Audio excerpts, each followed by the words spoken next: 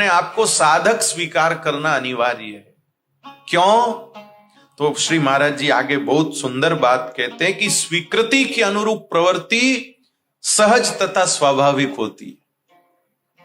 स्वीकृति के अनुरूप प्रवृत्ति सहज स्वाभाविक होती है। ये बहुत, आप थोड़ा ध्यान से देखेंगे, थोड़ा गहराई में जाएंगे तो आपको समझ में आएगा ये बात कितनी गजब की।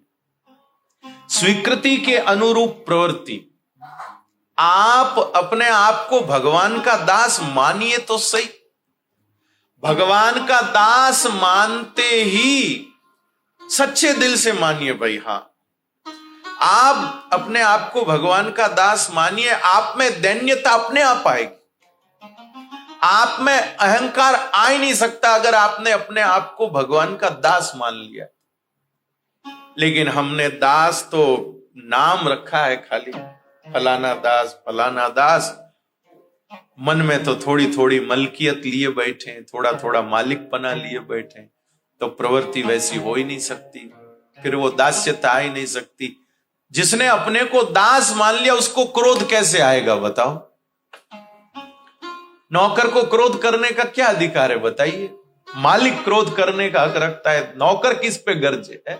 वो तो है ही बेचारा पहले से नौकर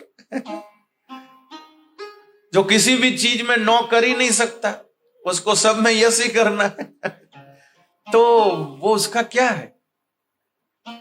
श्री महाराज जी कहते जैसी स्वीकृति होती है वैसी प्रवृत्ति होती है। आपने अपनी पत्नी को अपनी जीवन संगिनी, अर्धांगिनी, ग्रह लक्ष्मी, धर्म पत्नी स्वीकार किया तो आपकी स्वीकृति के कारण आपकी प्रवृत्ति अपने आप है।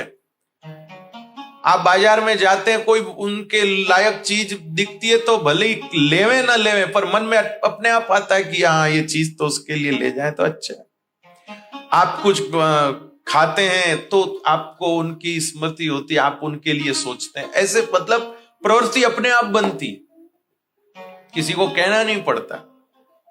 कई बार माँ शिकायत करती है घरों में, नए नए जिन लोगों की शादियां होती हैं उनकी माँ था लुगई रो ध्यान रखे तू पूरा, हाँ बराबर तू ध्यान रखता है अपनी पत्नी का। स्वीकृति के अनुरूप प्रवृत्ति है। आप अपने आप को जो मानेंगे वैसी आपकी प्रवृत्ति अपने आप हो जाएगी। तो श्री महाराज जी कहते इसलिए अपने आप को साधक मानिए। साधक का मतलब ही ये होता है कि जो सबके लिए उपयोगी हो। साधक का मतलब ये नहीं कि जंगल में बैठ के माला जपने वाला, जहां रहे वहां उपयोगी रहे।